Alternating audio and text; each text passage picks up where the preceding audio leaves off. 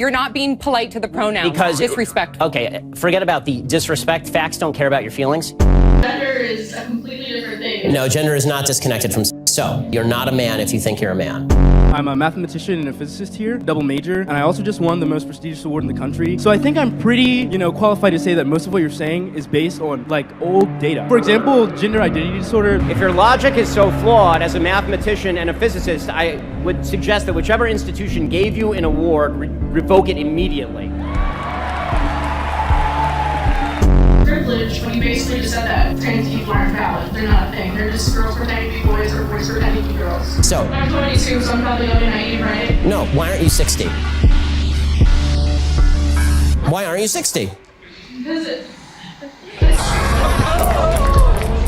Ben Shapiro has clearly not taken the woke pill. Instead, he stands up against the woke minds. So let's take a look at Ben Shapiro absolutely destroying the wokeness. You have claimed that you oppose medical transitioning for these children, namely and specifically to what normally happens is puberty blockers, which you have called, you called it child abuse. Is that correct? It is. That's correct. You consider it, okay, you consider it child abuse. You consider it child abuse because you believe that a child is not capable of consenting to what you consider are irreversible procedures. Is that correct? A damaging, irreversible procedure. Damaging, okay. Ben, are your children circumcised? Did you circumcise your children? Yes, I have two sons and they're both circumcised. Why would you do that? Isn't that kind of hypocritical? Nope, I'm circumcised, my works just fine.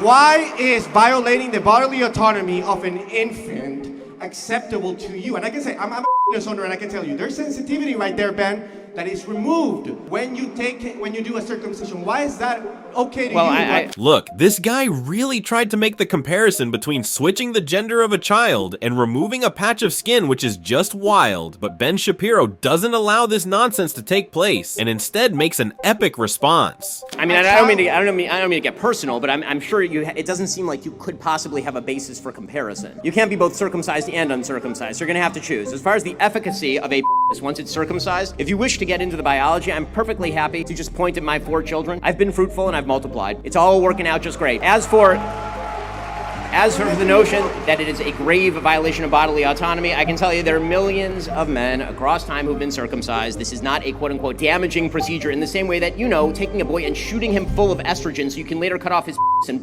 is. That's an absurd comparison on every level. While Ben Shapiro was quick to call out the woke guy for his crazy statement, this next person who tried to debate Ben ended up just making a total fool of himself. Just take a look. Do you have friends whose grandparents were Holocaust survivors or anything like that? Of course, many of them. Their families are kind of messed up, right? What do you mean by that? I mean, if you go through a trauma like the Holocaust, I would imagine it would have They teach that trauma between generations. You know what I mean? Well, I mean, trauma very often in a lot of circumstances is passed down. I mean, I know some kids of Holocaust survivors who turned out fantastic and some who didn't. I mean, that's Yeah. Okay, so you are officially woke.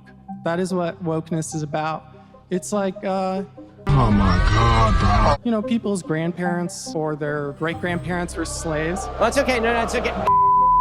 I'm talking. Guys, I actually want to hear. I want to hear. No, this it's guy, okay. It's okay. I want to hear. Let's at least hear the argument. Let's hear it. Let's hear it. Go. What? He wants to hear me. I do want to hear it. It's fine. Let him go. Let's hear it. Come on. I just, explain how that's woke. So, I mean, the whole thing is like, let's see. So during... Look, it's clear that this guy has no clue in the world, but it gets even worse as he keeps on trying to prove how Ben Shapiro is apparently woke. Silent Cal, Calvin Coolidge's administration. Do you know about the Great Mississippi Flood back in the 1930s? I understand that American history is filled with racial evil. Yeah. And that causes some intergenerational trauma, which affects people's ability to be so let me things like that. Fine. So let me ask you a question. Yeah. Why? So if the idea is that history has consequences, of course that's true. That's not wokeness. Yeah. That is not wokeness. What wokeness suggests is that fundamental institutions in American society are so. Yes, it 100% does. I ran Elizabeth Warren's campaign. I helped organize her volunteers around here. I am a representative of wokeness. Okay, well, and that's just, this is all it is. Well, I mean, when I went to go get my first tattoo, the guy had lightning bolts and 88s tattooed on his neck. And as a Jewish person, that's really messed up. It's basically a threat. This guy just chose to become the victim in every possible way. But now that Ben gets to answer his absurd statements, he begins to make it clear how he is totally wrong. There are racist people who exist. The argument that you're making, and I'm going to close with this because this is going in weird directions, and I don't really want to. No, it's not. I don't really want to get. Just hold up a second. I let you get out your arguments. Now it's time for me to respond because I let you say the full argument. Okay, I'll let you respond, but no, not but. Now's my turn. You are not characterizing what I'm saying accurately. Now it's my turn. Your definition is inaccurate. The reason your definition is inaccurate is because any sentient human being would acknowledge that history has consequences. Right. But if the idea is, but that's not what wokeism is. Wokeism is a different thing. Wokeism suggests that all inequalities of today are attributable to not only historic injustices, but also continuing injustices in the now, and that all disparity is attributable to discrimination. Like that, but a not just that. Not just that. A conservative is the only person. I want to know why. Why is it that conservatives are the only people who define it like that? Why are conservatives the only people? Okay, so if the idea is that traumas of the past invariably bleed down into the present, that does not explain why certain groups that have been historically not only marginalized but slaughtered in mass genocide are some of the most successful groups in our society. So if the idea is...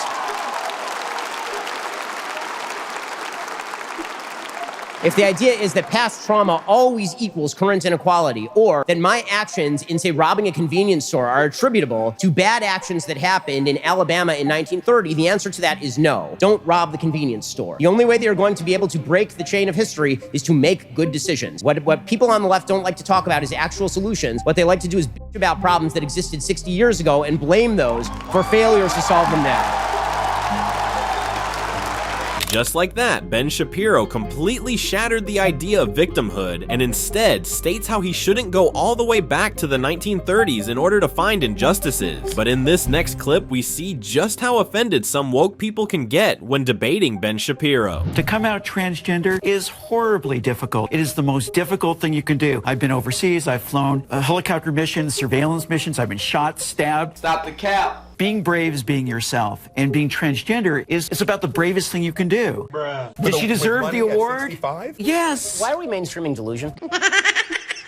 It's not delusion. Why would you call it delusion? Because it turns out that every chromosome, every cell in Caitlyn Jenner's body is male. How he feels on the inside is irrelevant to the question of his biological sex. I don't agree with that. I'm not on that train. I'm not on that train. She wants to be called she. I'm going to call her she. Who's a good boy? Who's a good boy? I just have a problem with the message and the messenger. So, well, let's I'm going to do two things. I want to reiterate what Zoe said, which is the bifurcation of the courage to come forward after a lifetime as a male and a certain kind of a male versus did she deserve this award? In terms of the science behind gender dysphoria, you're very familiar with that, Zoe. Very familiar. It's not about the chromosome, chromosomes within our nuclei. Yeah, go ahead. Chromosomes don't necessarily mean you're male or female. Gender. With gender identity. Go ahead. No, so especially, but even so, you have a thing like Klinefelter's syndrome. So you don't know what you're talking about. You're not educated on genetics. Would you like to discuss the genetics? Or well, no. What are your genetics? So I'd stay away from the genetics and back to the brain scans. You cut that out now, or you'll go home in an ambulance. To be fair, wait, but to be fair, you're actually being rude. And that's not fair. I'm sorry, it's not rude. Look, the only rude thing was threatening Ben because of an opposite opinion. However, it isn't the first time that the debate about transgenderism has taken place, but this time it went completely against what the woke person had hoped for. Just watch. Privilege when you basically just said that trans people aren't valid. They're not a thing. They're just girls pretending to be boys or boys pretending to be girls. If you are going to dictate to me that I'm supposed to pretend that men are women and women are men, no. My answer is no. I'm not going to modify basic biology because it threatens your subjective sense of what you are. Let me ask you this. Okay, I won't ask you how old. I will ask you how old you are, okay? Because you're young enough that it's probably not insulting to ask you. So I'm 22, so I'm probably young and naive, right? No. Why aren't you 60? Why aren't you 60? Because it. And why can't you identify as 60? What is the problem with you identifying as 60? It's not the same as gender. You can't just... You're right. Age is significantly less important than gender. You can't magically change your sex. You can't magically change your age. You can still legally change it. People recognize You can't legally change your age, by the way. Obviously, you can change your name, you can change your sex, you can change your identity. Just because you can do things legally doesn't mean that they are correct biologically. You could do lots of things in the past that were incorrect biologically and correct legally. For a long period of time in the United States, sterilization of the mentally ill took place. That didn't make it okay. Skinner versus Oklahoma. Justice Oliver Wendell Holmes wrote the decision. Right. I still don't understand how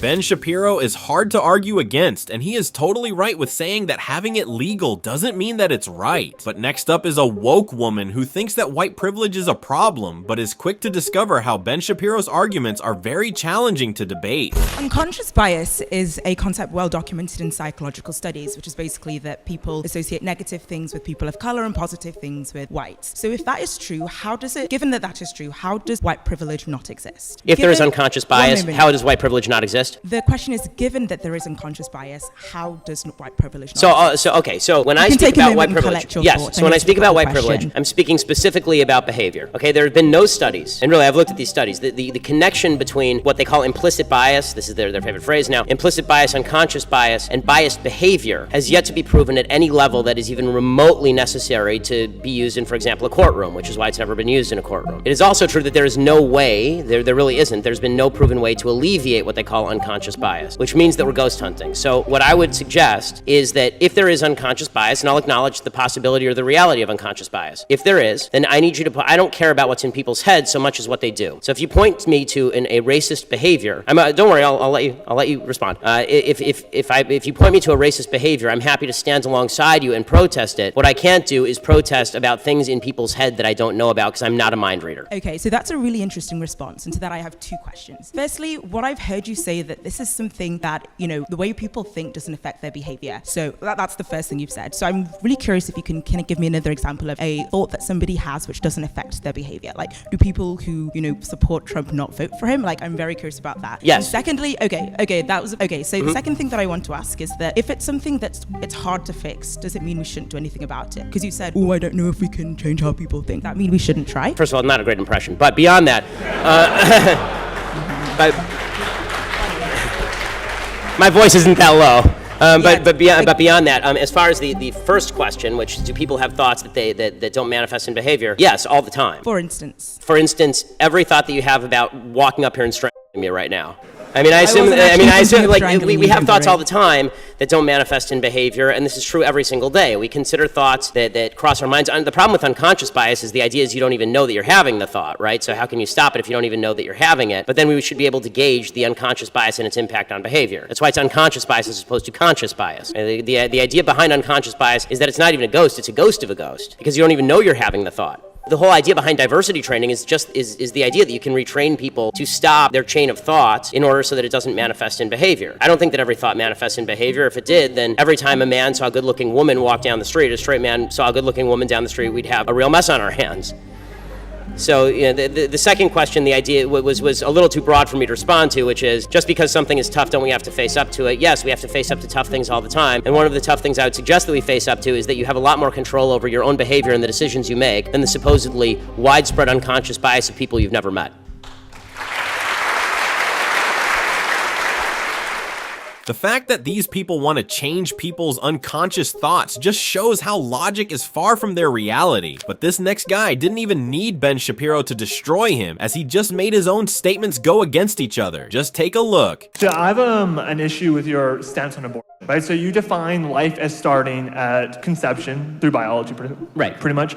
But I think you take the stance that life is intrinsically valuable because it's life. And that's where I disagree. I think there's two things that make life valuable. I think consciousness, the ability to experience pain, senses and stuff like that, and personal identity. In particular, psychological continuity identity. So the fact that we have memories, we have relationships, people have relationships to us. I think those are Do you need both of those, or is it an either or? I just want to clarify your position. Either or. Okay, so if it's either or, then people with Alzheimer's have real continuity problems, you can't keep them. No, because people still have relationships with them though, right? So like just because you have you have a relationship with them, but with people with advanced stage Alzheimer's, they really don't have a relationship. Okay, but for the sake of example, like let's say someone dies, right? The family gets to decide what you do with the body. Because I know what you say. When you say, someone says, oh, it's just consciousness, and then they're brain dead, you say, well, can you stab them? No, you can't. Because that's the family's decision what to do with the body. It's the person's decision what they want to do. So if the family decides to stab them, it's okay to stab the when they're brain dead? Yeah, if they want to No, not brain dead. Let's say that you're comatose for a specifically and predictably short period of time, say 9 months. Say that, well, what is the person? Yeah. No. I saw. This is where the guy probably should have went home and realized that he was in for a roast. But just watch what Ben has chosen as a response to shatter the woke argument. So I would say on the legal grounds, it would depend if what the person put in their will. If the person has made clear statements like, hey, don't pull the plug on 9 months, then don't do that. Because I think the first choice is... Right, but let's say the person has not made such clear statements. Say the person can't make such clear statements. So and he's just in a complete coma? Let's say the person has not drawn up a living will or had conversations like this. They're in a car crash, they get in a coma, you know that in 9 months they're going to come out of the coma and they're going to be fine. Are you allowed to stab? Can the family say, you know what, these 9 months, stab the dude. Wait, so they're fine, so they're going to get their memories back? Let's say they don't get their memories back. Then I would say then that person is dead. And yeah, if the family wants to pull the plug, that's fine. I would have no problem with that. Yeah. No, I would have no problem with that. Because that person is dead. You're getting into some dicey territory, dude. No, I think that person is dead. Right? And that's the best way to define life, is personal identity and consciousness. That's what makes life valid. Right. Congratulations, you played yourself. So I think that, again, if you were to say both, that's too much. And if you were even to say either, I don't think either one of those legs stands on its own. Okay, because what you really mean, this is the thing about having a baby. It's a process of development. Right? And this is the point that I'm making. There's a period in this human life when that child does not have, or fetus or embryo, whatever you want to call it, when this living thing does not have consciousness and does not have a sense of identity. But in 9 months, it will have consciousness. Well, and even then, by the way, babies don't have a sense of identity for at least a certain number of months after they're born. I mean, the babies can recognize their parents' voices after they're born. That's not a sense of identity. Rats can. No. I would say it is, because it's a form of memory, though, right? And that's what I was using. So are you a Janist? Because animals also have consciousness. No. I would say that killing animals is wrong. You have no problem with that. So just to get this straight.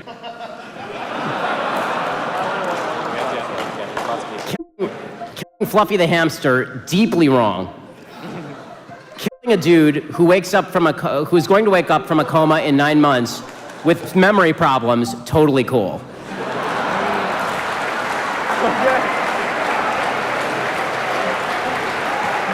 Okay, I mean, that's fine. You can have that position. I'm just not going to put you in charge of the NHS. I mean, who would listen to that guy after those statements? He couldn't even admit to the fact that his argument was out of this world, but this next clip is just the definition of being way too arrogant and prideful. Just watch this next person make everyone cringe. I'm a mathematician and a physicist here, a double major, and I also just won the most prestigious award in the country to pursue research at any institution I want, the National Science Foundation Graduate Research Fellowship. So I think I'm pretty, qualified to say that most of what you're saying is based on, old data. But my question to you, and so I want you all to, realize that. Last month, but sure. For example, gender identity disorder, that's the DSM-4, bro. We use the DSM-5 now for psychologists to be able to talk about... I literally cited the DSM-5 in the speech, and it's called gender dysphoria, which is the term that I use throughout the speech, not gender identity disorder. You sound like a bozo, bro. And you get no pussy, and you can't even make your wife wet, bro, so what's good?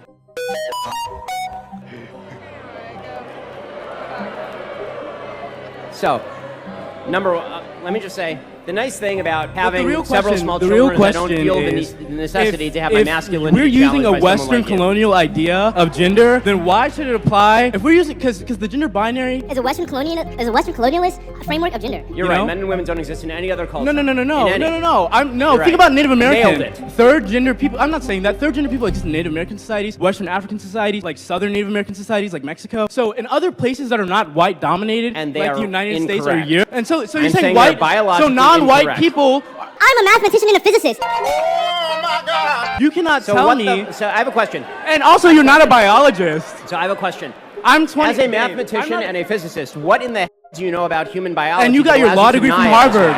What do you know about biology? You got your law degree from Harvard.